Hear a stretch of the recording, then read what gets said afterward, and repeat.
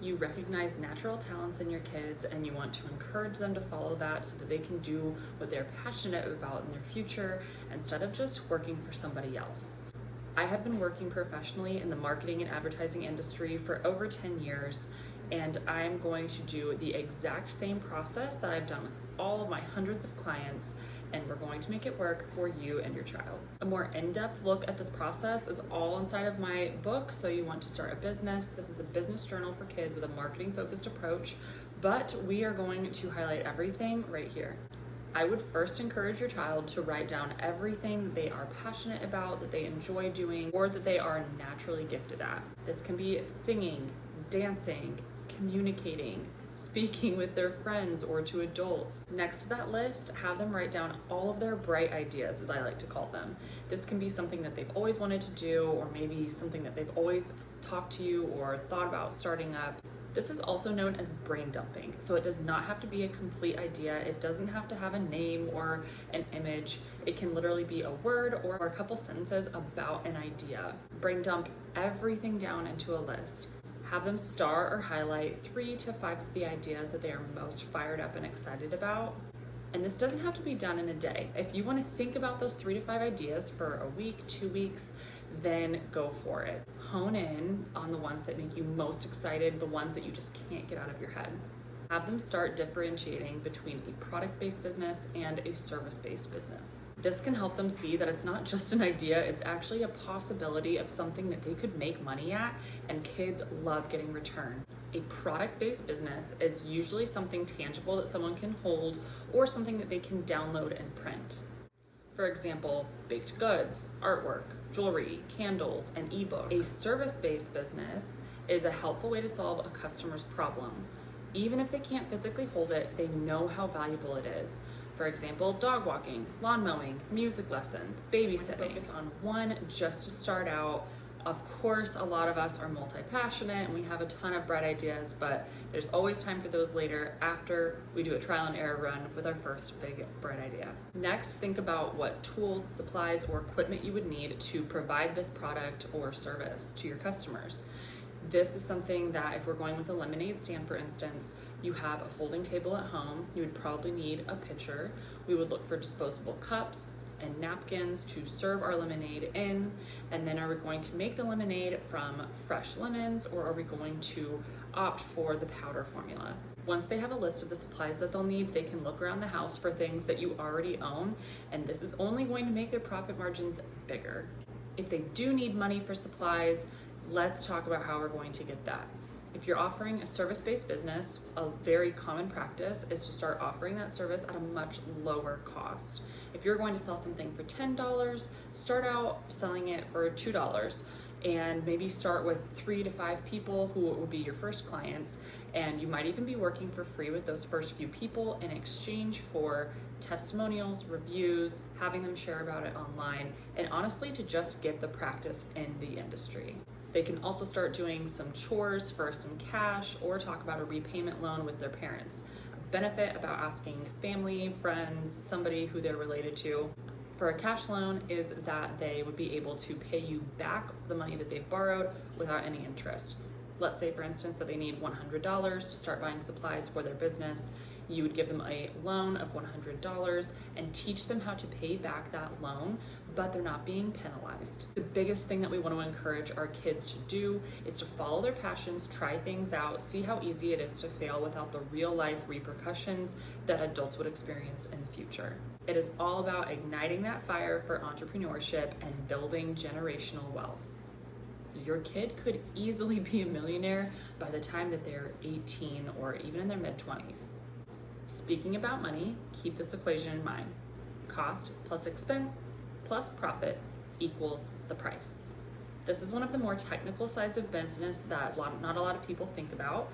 For instance, if it costs you $5 to make a dozen cupcakes with all of the supplies for the cupcake liners, the baking supplies, then what would you need to charge in order to break even at a bare minimum, plus make a little bit of a profit?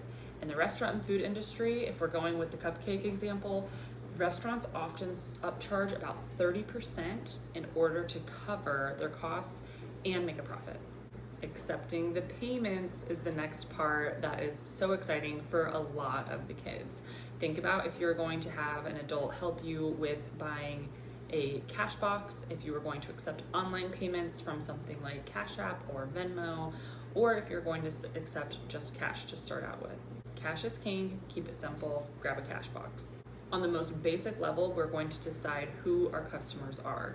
Who are we speaking to? Where do they shop? What are they reading? Where are they playing? We want to know everything that we can about this client.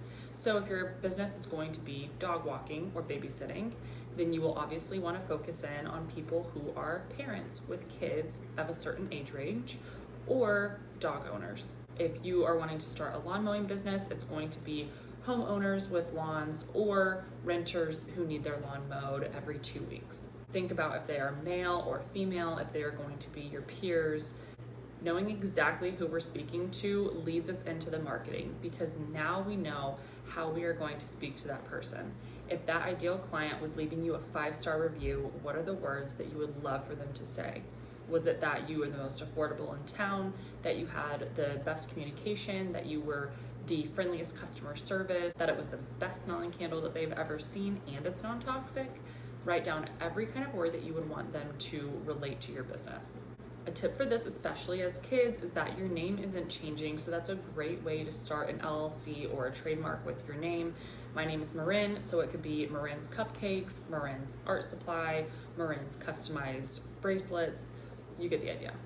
Once you come up with a name you like, that's a great starting place for the logo. Using Pinterest as a search engine to create a mood board is a great way to decide aesthetically what you do and don't like and what you would like to be included in your logo, as well as your social media content down the road.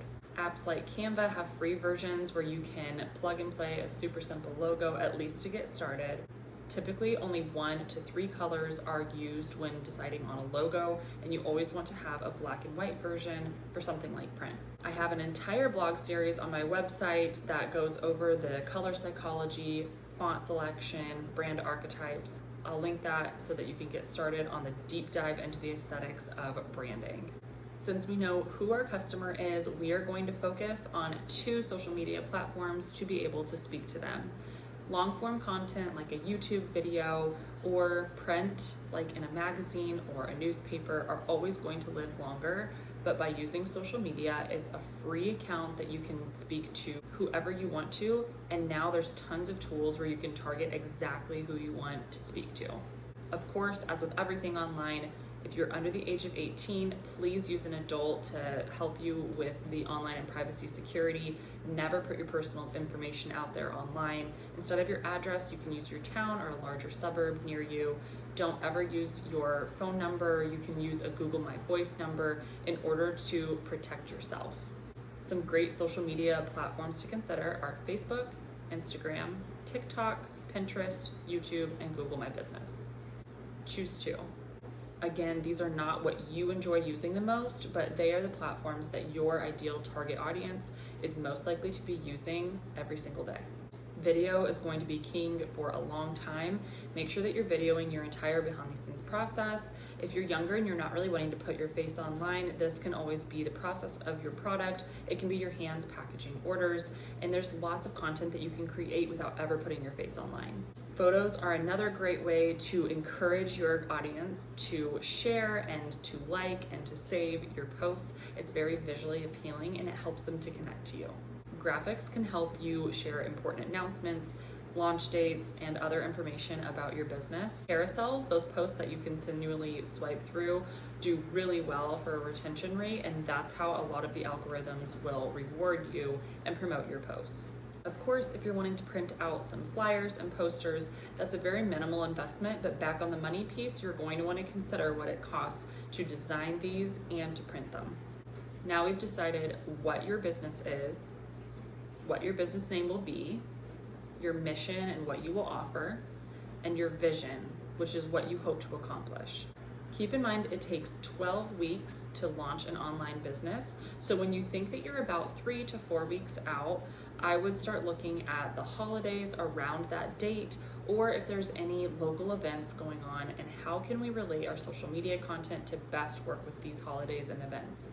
Could you set up at a farmer's market or a holiday pop-up somewhere? That would be great for a tangible product so that people can see you. If not, who is going to be in town that you would be able to do a meetup with, go live with on socials, and other things to hype up your business launching. When it comes to hashtags, I would go as specific as possible. So instead of using hashtag photographer, I would instead put hashtag your city's name, photographer, or hashtag pet portraits, headshots, branding photography.